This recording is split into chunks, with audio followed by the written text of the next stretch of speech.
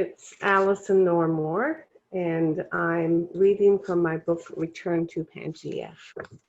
Introduction. Do not follow where the path may lead. Go instead where there is no path and leave a trail. Ralph Waldo Emerson. I wrote in my journal shortly after starting university at age 28. Giddy with the excitement of a new learning adventure, let my life be a never-ending search for truth.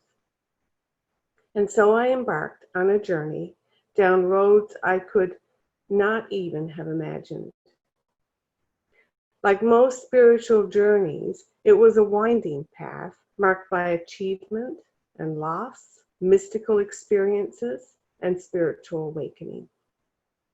Similar to the tip of an iceberg, visions, dreams, and synchronicities were evidence of another reality beyond the visible surface of my everyday life.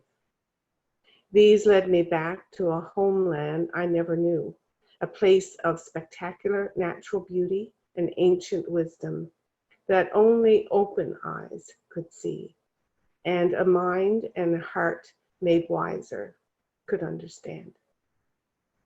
Along the way, I shed many aspects of my old self and discovered a more meaningful, connected way of being in the world.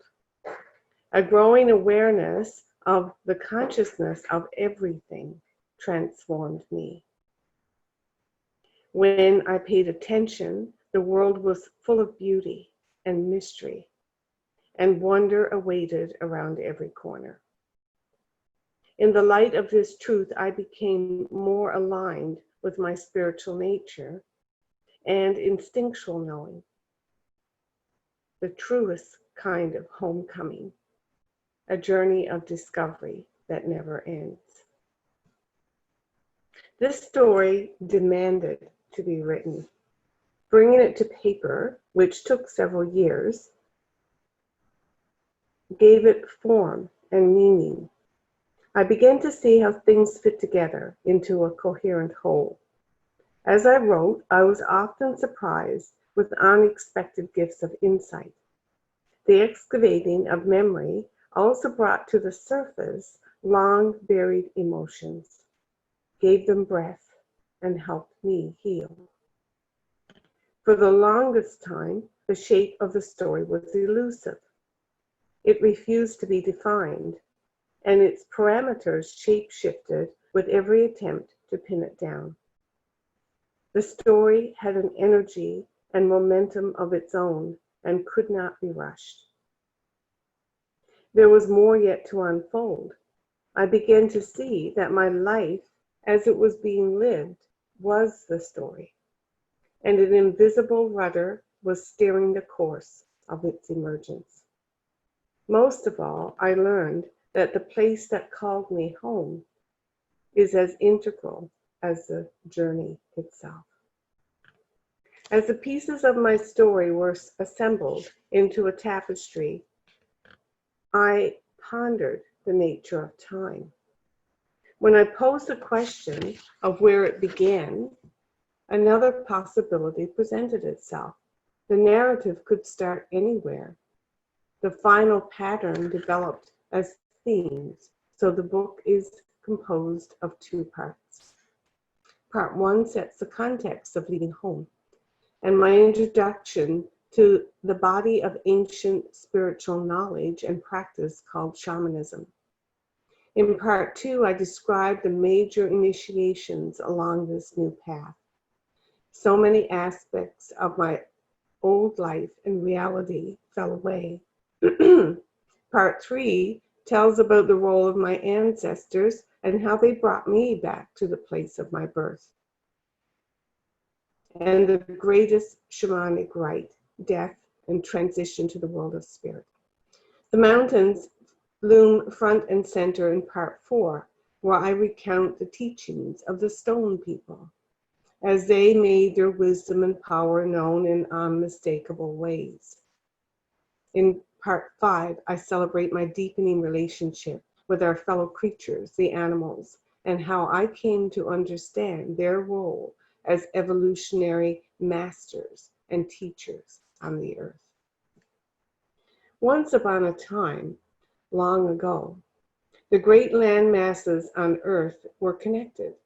The most recent time in a supercontinent called Pangaea. The geology of the island of Newfoundland tells the story of how continents collided and separated over millions of years.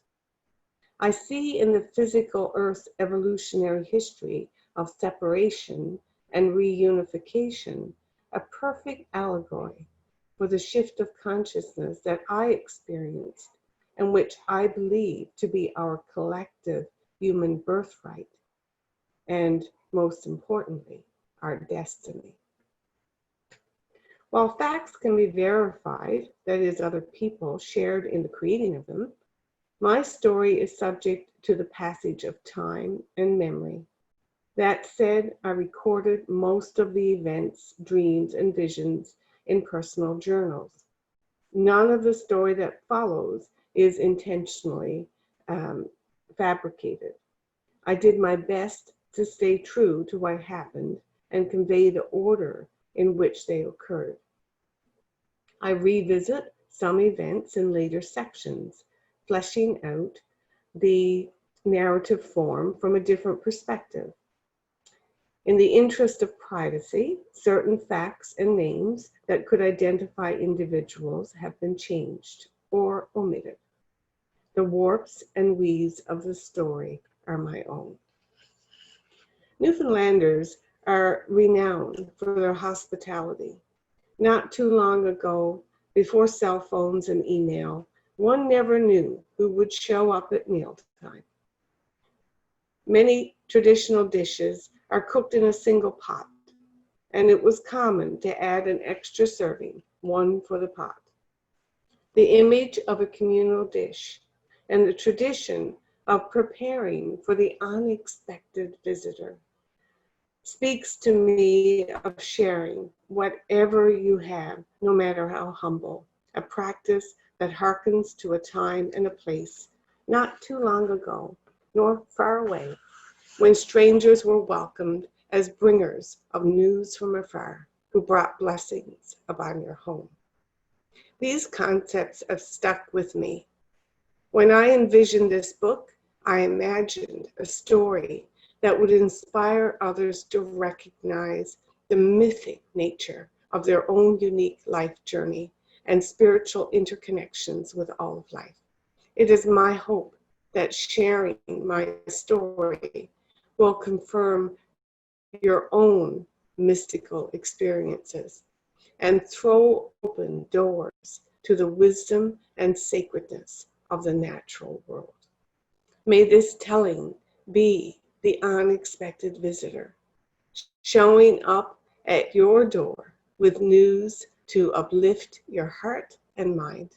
I trust it will affirm your soul's promptings to follow your heart and help you find your way home to the place you truly belong, sending sweetest blessings on your journey. Alison, Bombay, Newfoundland and Labrador.